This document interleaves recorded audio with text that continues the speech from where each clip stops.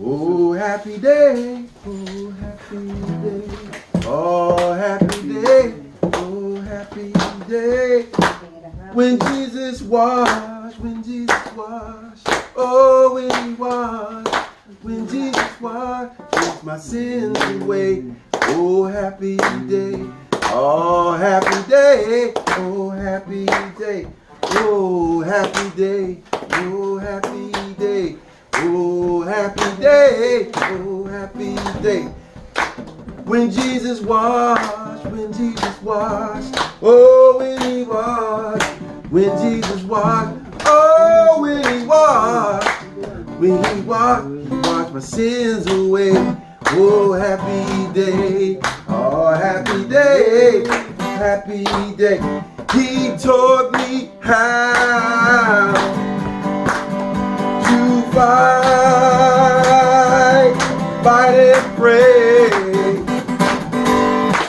and pray, and live rejoicing every day, in every way. Oh, happy day, oh, happy day, oh, happy day, oh, happy day. When Jesus washed, oh, when he washed my sins away. Oh, happy day, oh, happy day, oh, happy day, oh, happy day, oh, happy day, oh, happy day, oh, happy day.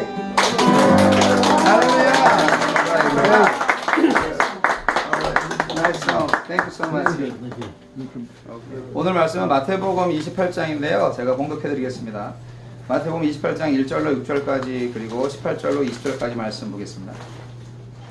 안식일이 다 지나고 안식 후 첫날이 되려는 새벽에 막달라 마리아와 다른 마리아가 무덤을 보려고 갔더니 큰 지진이 나며 주의 천사가 하늘로부터 내려와 돌을 굴려내고 그 위에 앉았는데 그 형상이 번개 같고 그 옷은 눈같이 희건을 지키던 자들이 그를 무서워하여 떨며 죽은 사람과 같이 되었더라. 천사가 여자들에게 말하여 이르되 너희는 무서워하지 말라. 십자가에 못 박히신 예수를 너희가 찾는 줄을 내가 아노라. 그가 여기 계시지 않고 그가 말씀하시던 대로 살아나셨느니라. 와서 그가 누우셨던 곳을 보라. 18절로 20절까지. 예수께서 나와 말씀하여 이르시되 하늘과 땅의 모든 권세를 내게 주셨으니 그러므로 너희는 가서 모든 민족을 제자로 삼아 아버지와 아들과 성령의 이름으로 칠매를 베풀고 내가 너희에게 분부한 모든 것을 가르쳐 지키게 하라. 볼지어다 내가 세상 끝날까지 너희와 항상 함께 있으리라 하시니라. 아멘. 오늘 말씀은 죽음에서 부활하신 예수님에 관한 교훈입니다. 만약 누가 예수님께서 다시 살아나신 까닭이 어디에 있었냐고 묻는다면 여러분 무엇이라 대답을 하시겠습니까? 우리는 서슴지 않고 그것은 바로 우리를 구원하기 위하였다. 우리를 구해주기 위함이었다라고 대답을 할 겁니다. 사도 바울 선생은 이 부분에 있어서 확실하게 말씀을 하셨습니다. 고린도전서 15장 17절로 18절까지 말씀해 보시면 그리스도께서 다시 사신 것이 없으면 너희의 믿음도 헛되고 너희가 여전히 죄 가운데 있을 것이요 또한 그리스도 안에서 잠자는 자도 망하였을 것이다 라는 말씀하셨습니다. 바로 그것이 예수께서 부활하신 궁극적인 의미입니다. 그분의 부활 사건은 그것뿐 아니라 또 다른 중요한 것들도 많이 있는데요. 오늘 이 시간에 예수님의 부활이 어떤 의미가 있는지 샅샅이 살펴보도록 하겠습니다.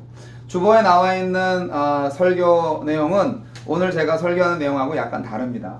그러나 첨부해서 여러분 잘 읽으시고 또 영적 교훈으로 삼으시면 좋겠습니다. 다르다는 것은 디퍼런트하다는 게 아니고 추가될 수 있다는 내용이라는 말씀입니다. 여러분 석가모니의 무덤을 만약에 파헤친다면 그 안에 뭐가 있을까요? 사리가 있어요. 예, 잘 아시네요. 네. 근데 사리라고 하는 사리는 어떤 과학자들은 그냥 화장을 하면은 이렇게 뼈가 이렇게 녹아가지고 이렇게 좀 구슬처럼 됐다. 뭐 이렇게 말씀하시는 분들도 있어요. 예. 저는 사례를 아직 본 적이 없어서 그렇게 말씀하시는 분들도 있더라. 예. 어쨌든 사례가 있다고 생각을 하시죠? 네. 네, 사리가 석가모니의 살아있는 모습은 아니죠. 여러분, 공자님의 무덤에 만약에 들어가면 그 무덤에 뭐가 있을까요?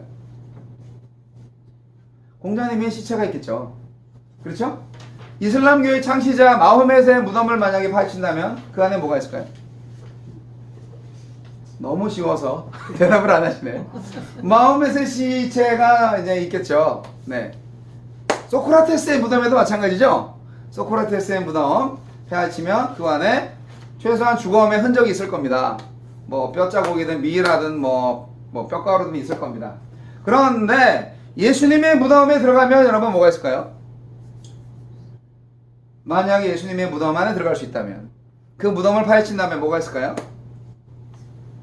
아무것도 없어요. 빈 무덤이에요.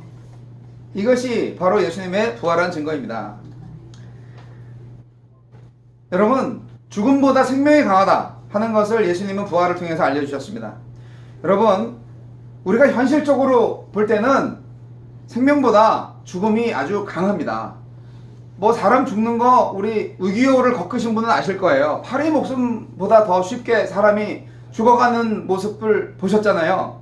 저는 영화로밖에 안 봤지만 어찌 보면 이 지구상에 아직도 전쟁이 끊이지 않고 있는데 기아와 또 전염병과 전쟁과 이 모든 것들로 인하여서 그렇게 인간의 목숨이 하찮은가 할 정도로 사실 죽음이 그 권세가 크게 느껴질 때가 있습니다. 이 땅에 태어났던 많은 사람들이 예외 없이 누구나 다 죽었어요. 그래서 그 죽음 때문에 정말 속절없이 사라져갔고, 아무리 불로장생하려고 발버둥 쳐도 실로 죽음의 위력 앞에서는 어떠한 황제도 명장도 없고 명군도 없고 그냥 모조리 다 죽어갔어요. 우매한 짐승들이 어쨌든 태어났다가 살다가 생을 맞이한 것처럼, 마친 것처럼 사람도 모조리 죽었습니다. 죽음은 정말 초강력한 힘을 가지고 있어요. 이것을 대항해서 이길 수 있는 힘이 아무도 없어요. 그런데 마지막 한 분, 예수 그리스도께서 그 막강한 힘을 지닌 죽음을 정복하셨습니다. 그 죽음을 이기셨습니다. 고린도전서 15장 55절에 이런 말씀이 기록되어 있습니다. 사망아 너의 이기는 것이 어디 있느냐, 사망아 너의 쏘는 것이 어디 있느냐, 이렇게 아주 말하자면 비꼬면서 그렇게 우리는 고백할 수 있게 되었습니다. 이렇게 예수님께서 무덤 문을 열고 살아나신 것은 무엇보다도 하나님께서 주신 생명이 죽음보다 훨씬 강하다 하는 진리를 보여주기 위한 것이었습니다. 죽음보다 생명이 더 강합니다. 할렐루야. 그리고 여러분, 예수님은 어떤 분이셨습니까? 예수님의 부활의 의미는 사랑이 증오보다 더 강하다 하는 것을 보여주는 것입니다. 우리가 현실을 볼 때에는 사랑보다 증오가 훨씬 강하게 보입니다. 여자가 뭐 앙심을 품으면 뭐 5, 6월에 서리가 내린다는 우리나라 속담도 있듯이 이 복수심, 증오심 엄청 무섭습니다. 그거를 가지고 있으면 본인도 힘들고 주위에 있는 모든 사람들이 다 힘들어요. 어디에서도 참된 사랑은 찾아볼 수 없고, 정말 우리 세상을 보면 도처에 날뛰고 있는 게 서로가 서로를 죽이려고 하는 증오심이 판을 치고 있습니다. 끊임없이 난동, 횡포, 전쟁, 반란, 테러, 살상, 이 모든 것들이 우리 세상을 휘몰아치고 있는데, 어떤 사람은 그러더라고요. 사랑은 없어요. 에이, 그거 다 거짓말이에요. 사랑은 없어요. 그 말을 들을 때 제가 얼마나 절망적이었는지 너무 절망적이었어요. 사랑은 없다니. 물론 정말 사랑 같은 사랑, 정말 애틋한 사랑, 진실한 사랑을 경험하며 사는 사람이 또 얼마나 되겠느냐만, 그래도 이 세상에 진정한 사랑이 있단다 하면서 우리 자녀들한테 꿈을 심어주고 미래의 비전을 심어주는 우리 어른들이 되어야 할 텐데 사랑은 없어요. 그런 정말 절망적인 말씀을 하신 분이 있었어요. 제가 심장이 얼어붙는 것 같았습니다. 여러분, 왜 그렇게 세상을 미워하세요? 왜 그렇게 세상에 대해서 절망감을 가지세요? 왜 또 자기를 자학하세요? 여러분, 예수님이 가지고 있는 사랑이 증오보다 더 강하다 하는 것을 예수님은 부활을 통해서 알려주셨습니다. 예수님은 그 본체가 사랑이셨고요. 예수님의 대적들은 모두 악이 가득한 사람들이었죠. 그런데 죄 없는 그분이 죄 많은 그들에게 죽임을 당하셨어요. 죄인이 죽어야 되는데 의인이 죽었어요. 죄인이 의인을 죽인 거죠. 그런데 다시 살아나셨습니다. 그래서 그분의 부활은 바로 사랑이 증오를 이겼다라는 반증이 되는 것입니다. 사랑은 증오를 이깁니다. 할렐루야. 그런 까닭에 사도 바울이 사랑의 힘을 이렇게 말씀한 적이 있습니다. 누가 우리를 그리스도의 사랑에서 끊으랴? 환난이나 곤고나 핍박이나 기근이나 적신이나 위험이나 칼이랴. 적신은 그 온몸이 피로 담궈지는 것을 말하는 것입니다. 로마서 8장 35절 말씀이었는데요. 예수께서 다시 사신 것은 증오보다 사랑이 더 강하다는 것을 아주 극명하게 확실하게 보여주기 위함이었습니다. 그리고 또 뭐가 강하다? 이제 강하다 하니까 이제 세 번째도 강하다가 나올 것 같으시죠? 여러분, 불의보다 정의가 강하다 하는 것을 보여줍니다. 우리가 현실을 볼 때 정의보다도 불의가 강합니다. 얼마나 가짜 뉴스가 판치고 우리의 정신을 혼란케 하는지 모르겠어요. 정의란 말은 어떤 정치하는 사람이나 설교하는 사람들의 어떤 구호만 되어 있을 뿐 어디 가나 부정부패가 판을 치고 다 그런 거야. 그렇게 막 체념하게 만드는 우리의 세상 문화가 있어요.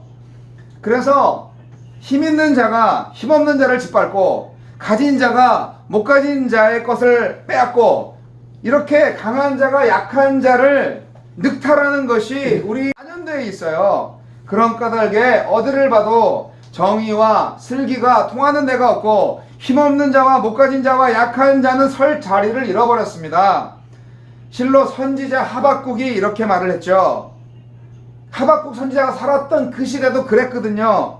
주께서는 눈이 정결하심으로 악을 참아 보지 못하시며 패역을 참아 보지 못하시거늘 어찌하여 괴율한 자들을 방관하시며 악인이 자기보다 의로운 사람을 삼키되 잠잠하시나이까. 하박국 1장 13절에 그렇게 절규하고 있습니다. 우리가 어떤 억울한 일을 당할 때 우리가 이 세상에 살면서 정말 비통하고 슬프고 정말 이런 일이 어떻게 있을 수 있지? 하면서 고통당할 때 우리가 절규합니다. 하나님 어디 계시나요? 하나님 왜 조용히 잠잠하시나요? 그렇게 외친 것처럼 하박국 선지자도 그 시대에 그렇게 외쳤다는 것입니다. 사랑하는 성도 여러분, 예수님이 다시 살아나신 것은 우리의 구원의 영원한 보증입니다. 그런데 단순히 우리의 생명을 살리기 위해서 부활하셨다고만 생각하면 초보 수준이시고요. 그분을 일으키셨던 하나님께서 마지막 날에 우리 모두를 일으키실 것이라는 확신을 가지시고 그리고 그 새로 태어난다는 그 의미는 뭐냐? 죽음보다 생명이 강하고 증오보다 사랑이 강하고 불의보다 정의가 강하다는 것을 확실히 변증해주고 있다는 사실입니다.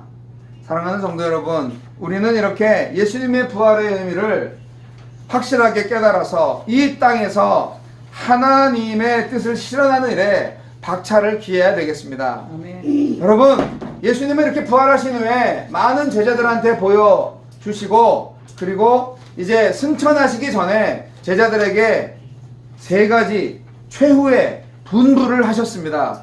이것이 마태복음 맨 마지막 28장 18절 19절 20절에 나와 있는 말씀, Great Mission, 대명령 이것인데 사망을 이기시고 부활하신 예수님은 곧바로 갈릴리로 가셔서 사랑하는 제자들을 만나셨죠. 참으로 감격스러운 순간이 아닐 수 없었습니다. 그런데 예수님은 거기까지 오시기 전에 사실 미리 무덤에서 막달라 마리아, 여러 가지 다른 마리아 이런 제자들한테 갈릴리에서 다시 만나자 그렇게 전가를 보내신 적이 있어요.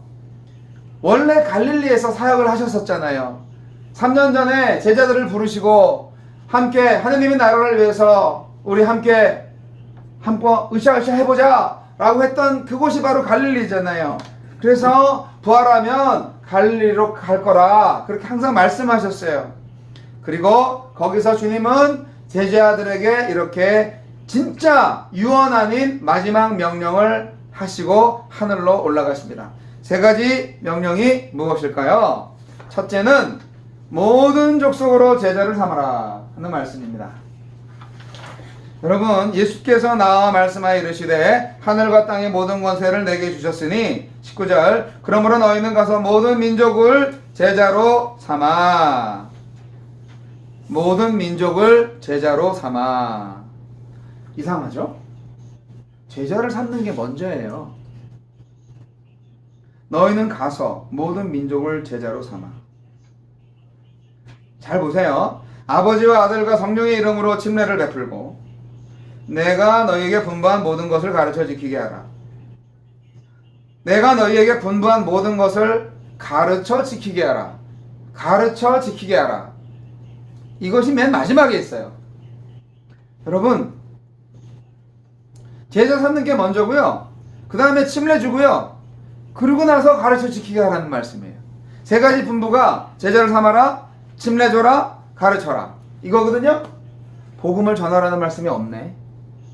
여러분, 이때까지 이 성경 말씀은 세상 끝까지 복음을 전하라고 그렇게 교훈하고자 쓰는 성경 말씀이었어요. 여러분, 성경을 똑바로 보세요. 먼저 제자를 삼으라고 하시네요. 제자를 삼으려면 어떻게 해야 돼요? 먼저 릴레이션십이 먼저예요. 관계가 뭐가 돼야, 친구가 돼야 제자를 삼죠. 바로 이런 차원에서 우리가 복음 전도의 그 순서가 좀 바뀌어야 되지 않나 라는 생각을 하는 것이고, 성교적 교회로의 새로운 출발이 얼마나 성경적인 것인가를 깨닫는 순간입니다. 사도행전 1장 8절에도 너희 그 성령이 우리에게 임하시면 우리가 권능을 받고 예루살렘과 온 유대와 사마리아와 땅끝까지 이르러 내 증인이 되리라 말씀하셨잖아요. 복음 전도하라는 말이 그 안에 있는 것은 맞지만 증인이 되리라는 말은 전하라는 말씀하고는 약간 다른 부분이에요. 나의 증인이 되리라는 것은 물론 전하는 것이 되겠지만 증인이 되는 방법은 여러 가지잖아요. 나의 삶이 될 수 있고 나의 표정이 될 수도 있고 말로 물론 될 수가 있고, 그리고 나는 예수님을 보았다, 나는 예수님을 믿고 이렇게 변했다, 이런 간증, 그런 증거들입니다. 누군가에게 예수는 이런 사람이에요, 하느님은 이런 분이에요, 복음은 이런 거예요 라고 가르치는 게 아니에요. 우리가 복음을 전한다는 것은 내가 본 예수를 전하는 거예요. 내가 만난 예수를 전하는 거예요. 여러분, 예수님을 만나셨습니까? 우리가 전해야 될 건 그거예요. 그게 다소 주관적이죠. 내가 못 만나면 전할 수가 없는 거예요. 증인이라는 게 뭐예요? 위트니스라는 게 뭐예요? 자기가 목격한 거를 그대로 사실대로 말하는 거잖아요. 법정에서 분명히 진실을 만날 말할 것과 진실 이외에는 말하지 않을 것을 다시 만날까? 그러면서 이게 딱 서명하잖아요. 성경책에 서놓고. 그거 위증하면은 위증죄로 들어가는 거 아니에요? 그게 증인이에요. 우리가 세상에 살면서 내가 만난 예수님을 증거하는 거예요. 내가 만나지도 못했는데 어떻게 증거할 수 있어요? 내가 배워서, 내가 책으로 들어서 공부해가지고 아는 이론적인 예수를 전하는 것이 증거가 아니란 말이에요. 내가 만난 예수를 전하는 것이 진짜 전도란 말이에요. 그래서 예수 안 만난 사람들은 전할 수 없어요. 그들의 예수님을 가르치는 말은 다 거짓말인 거예요. 모든 족속으로 제자를 삼아라. 네, 이 모든 민족으로, 모든 백성으로. 이 족속이라는 말은 이제 옛날 개혁 성경에 있는 말인데, 이 말은 나라와 민족과 정치와 종교와 문화와 이념과 지역과 풍습 그리고 그 모든 것들을 다 초월해서 글자 그대로 인류 전체를 가리키고 있어요. 그래서 너무 여러분 인종차별하지 마시고 성차별하지 마시고 계급차별하지 마시고 이런 차원에서 사실은 그 뭐 인도의 어떤 계급주의나 이런 카스트 제도 이런 거 다 하나님께서 좋아하지 않는 겁니다. 뭐 너는 당원이냐 아니냐 뭐 이런 거 특권의식 이런 거 다 필요 없는 겁니다. 모든 사람들은 하나님 앞에서 평등하는 것이죠. 모든 민족으로 모든 사람들로 제자를 삼으라고 말씀하셨습니다. 불행히도 유대인들은 예수님을 자기들 민족의 신으로만 국한시키는 잘못을 범했죠. 아니 당연히 뭐 예수님을 신으로 생각하지도 않았지만 하나님에 대한 신관이 그냥 자기들만의 선민의 신으로만 생각을 했어요. 그래서 이사야는요 이런 잘못에 대해서 하느님 신앙의 세계성을 이렇게 외쳤습니다. 이사야서 19장 25절에 보면은 나의 백성 애굽이여 나의 손으로 지은 아수르여 나의 산업 이스라엘이여 복이 있을지어다. 이사야가 이렇게 말씀하신 이유가 뭐예요? 아니 무슨 아수르가 우리를 침범한 우리를 망가뜨린 나라인데 에이? 아니 애굽에서 우리가 탈출하려고 얼마나 힘들었는데 나의 백성 애굽? 이게 하나님의 말씀을 그대로 전달하는 선지자의 말이잖아요. 모든 세상의 사람들, 세상에 있는 나라들, 민족들 다 하나님이 지으셨어요. 하나님은 모든 인류를 지으시고 사랑하십니다. 하나님은 모든 사람이 진리를 알며 구원에 이르기를 원하십니다. 왜 그걸 모르세요? 왜 우리만 구원받기를 원하신다고 생각하세요? 우리는 또 하나의 선민의식을, 또 하나의 특권의식을 갖고 있는 거 아니에요? 아우 저 예수 안 믿는 사람들 지옥 가겠네, 쌤통이다, 그렇게 생각하는 거 아니에요 혹시? 천만에 하나님은 모든 인류를 구원하시기 위해서 지금도 예수 그리스도를 통하여서 십자가의 피를 흘리시기를 원하고 계십니다. 여러분, 그래서 그리스도의 진리가 모든 백성을 사랑하시고 구원하신다는 보편적 진리라는 것을 우리가 알아야 하는 것입니다. 모든 장벽을 넘어서 그리스도의 복음을 전하시기 바랍니다. 그리고 아버지와 아들과 성령의 이름으로 침례를 줘라. 이것은 삼위일체 하나님에 대한 얘기입니다. 삼위일체 하나님은 삼위일체라는 말은 성경에 없어요. 그러나 아버지가 하나님이시고 성령이 하나님이시고 아들이 또한 하나님이십니다. 그래서 삼위일체 하나님의 이름으로라는 말은 우리가 구원의 주님을 전할 때 어느 한쪽으로 치우쳐 하나님만 전해서도 안 되고 그리스도만 전해서도 안 되고 성령만 전해서도 안 된다는 거예요.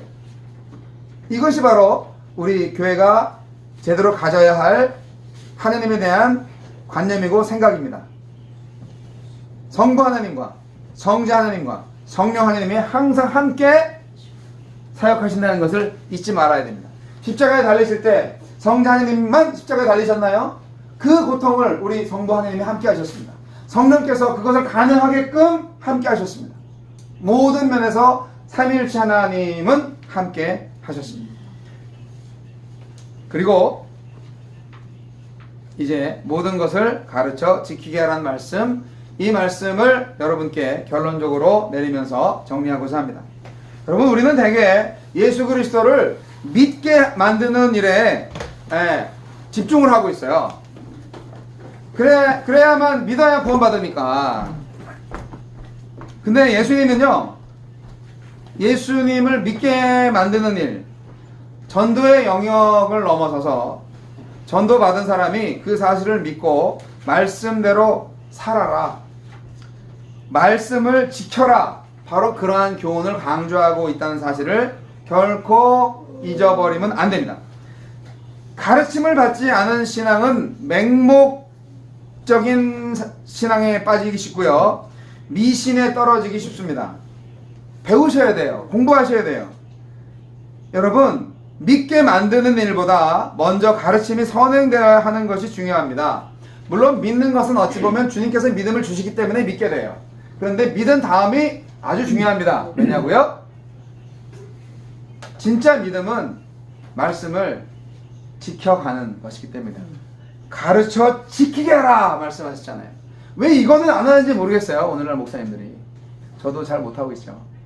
가르치고 말씀을 지키게 해줘야 되고, 지키게 해야 되는 건 뭐예요? 지키지 않으면은 너 안 지켰잖아, 그렇게 얘기를 해줘야 되는데, 지키든 말든 교회만 나오고 헌금만 잘 내면 오케이, 그렇게만 하시면 안 되죠.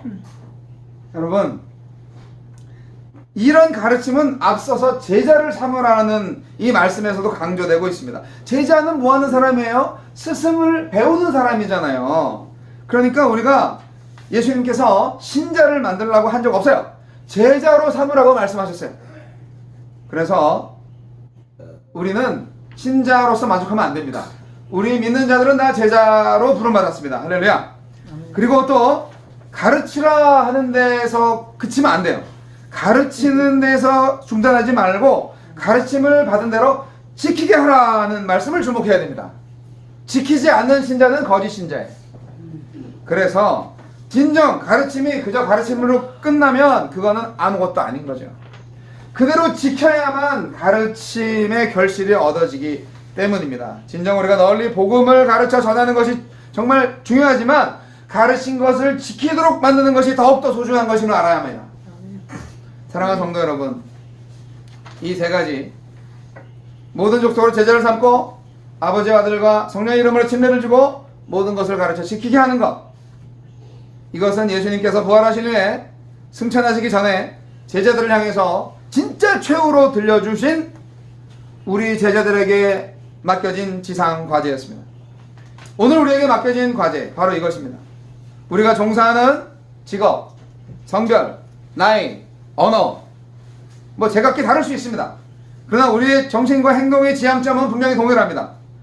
즉 우리는 모든 백성으로 제자를 삼고 삼일체 하나님의 이름으로 침례를 주고, 침례를 준다는 것은 우리 교회 멤버십을 갖게 해준다는 그런 의미도 포함되어 있고요. 그리고 멤버십으로 완전한 게 아니라 이 세상에서 정말 그리스도의 제자로서 살아가는 것, 거룩하게 살아가는 것, 예수 믿고 정직하게 사는 것, 사랑하며 살아가는 것. 하나님은 사랑이시니까 바로 그러한 주의 사랑을 경험한 모든 그리스도인들에게 주어진 지상 최대의 과제를 우리가 잘 감당할 수 있기를 소원합니다. 부활의 의미가 뭔가요? 죽음이 결코 생명보다 강하지 않다. 생명이 죽음보다 강하고 사랑이 증오보다 강하고 정의가 불의보다 강하다. 바로 그러한 교훈 안에서 우리는 모든 백성으로 제자를 삼고 성부, 성자, 성령 삼위일체 이름으로 침례를 주고, 그리고 예수님께서 우리에게 주신 모든 교훈을 가르치고 지키게 해야 합니다. 그것이 우리 교회의 사명입니다. 우리 그리스도인의 삶의 전부입니다. 여러분, 주님과 함께 이 길을 함께 가시지 않겠습니까?